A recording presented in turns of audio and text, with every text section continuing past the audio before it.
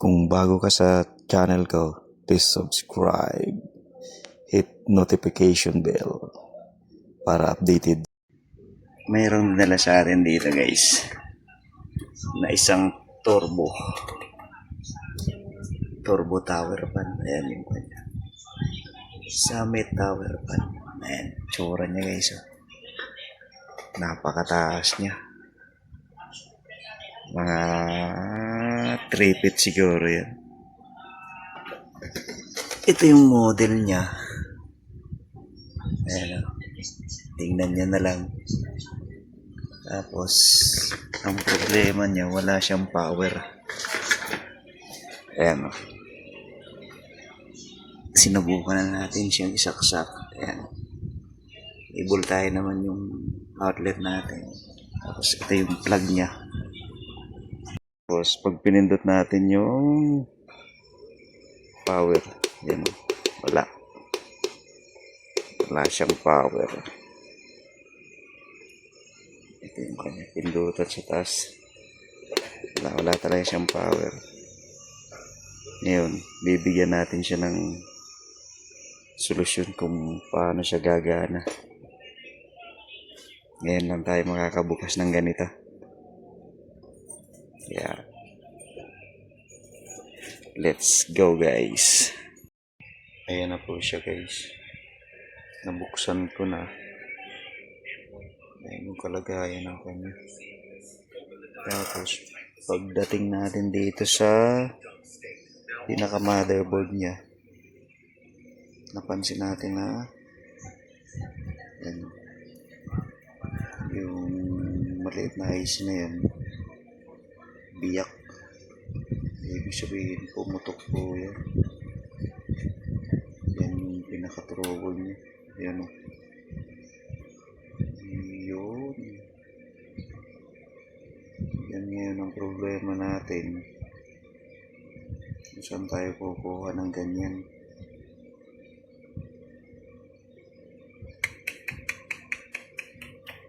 Yan. Yan. Sikapin pa natin guys kung ano pa yung kanya problema.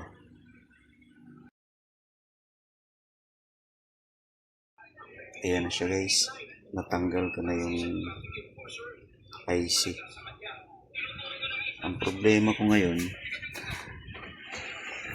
hindi siya mapapalitan kasi nabura yung number niya na pinaka replacement. So ang naiisip ko na dito kasi parang ang purpose naman itong board na to is siya yung nagsiswitch nung module dito para gumana yung mga kanayan. Ito mga controller na to. Ang purpose siguro niyan is power supply. Siya yung power supply para gumana yung board na to. Tapos itong capacitor na to is nakikita ko na kwan siya 25 volts. Ibig sabihin pwede siyang kargahan ng ibang power supply. So susubukan ko siyang lagyan ng isang power supply. Ayan na. Ito po ay ang output niya is 12 volts. Off lang po na gumana siya. Then subukan po natin. Kabit ko lang tapos pakita ko sa inyo kung gagana siya o hindi. Let's go.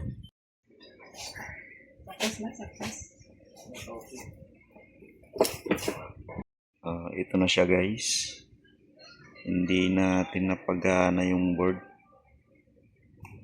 at hindi rin gumana to. may trouble pa pala siya sa itong itong area na to. Ayan o, may sunog siya. Ibig sabihin, pumutok nitong to. Ito nakalagay kasi yan dito. Ayan. Yun yung nagko-control nung speed sa power. Ayan. Nilagyan ko na lang ng tagging tapos tinanggal. Tapos ito, tinanggal din natin. Ito yung may problema. Ayan yung paano yan. Zoom natin. Yun. Ito siya guys. Yan. Yan. Nakita natin yan na may sunog. Tapos hanggang dito. Yan. Bali yung connection yan. Diretso siya rito. Tapos ito. Pag sinundan mo. Yan yung supply galing dito. Ayan.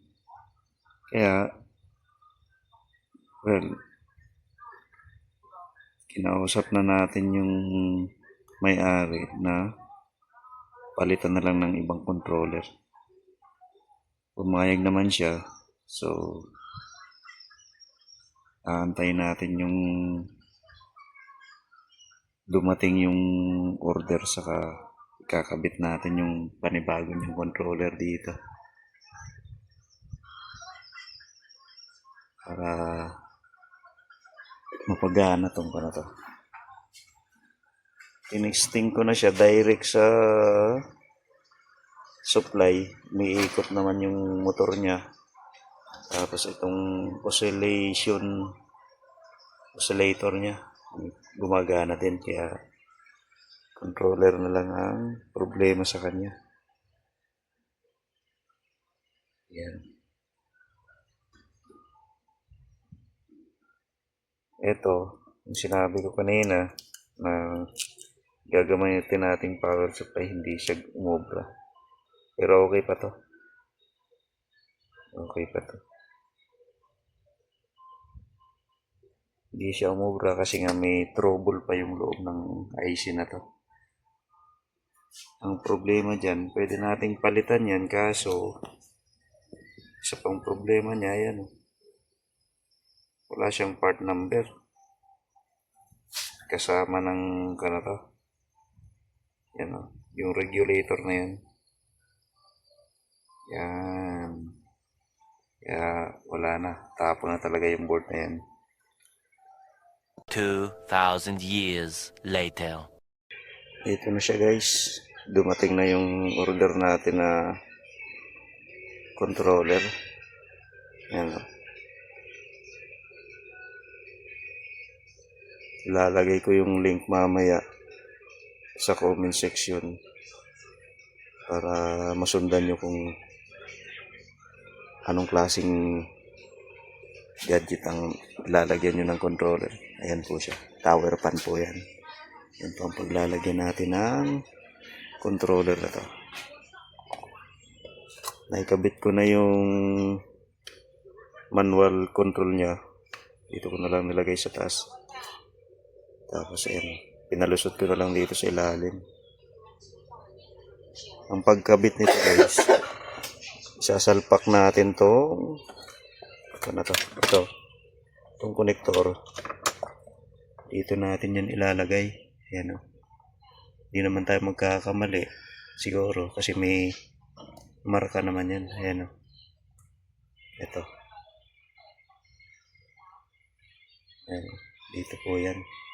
Tapos itong mga wire na to,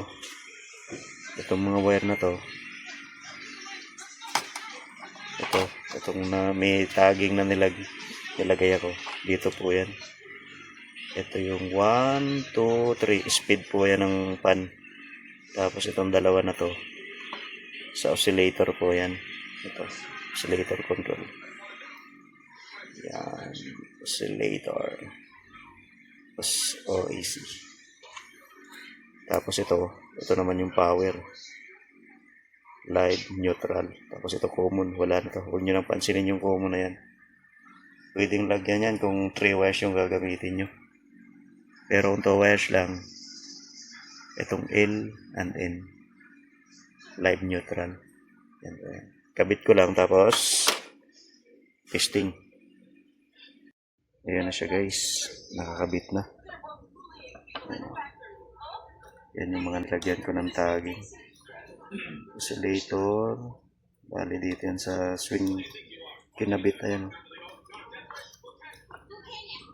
Swing.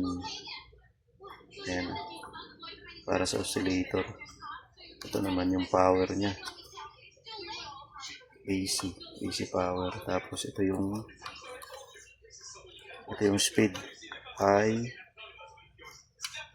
Tapos itong mid saka itong low. Yung kulay blue. Ito yung low. Ito yung mid saka ito yung high. 1, 2, 3 po yan. Testing na lang po yan. Tapos ito yung taas niya. Ayan na po guys. Nakakabit na. Ayan. Tapos ito. Ganito rin ang forma niya. Hininang ko na lang guys para mas matibay siya. Kasi kung naka-thread lang yan dun sa kabila, delikado pa. Kaya ang ginawa ko, hininang ko na lang dito sa likod.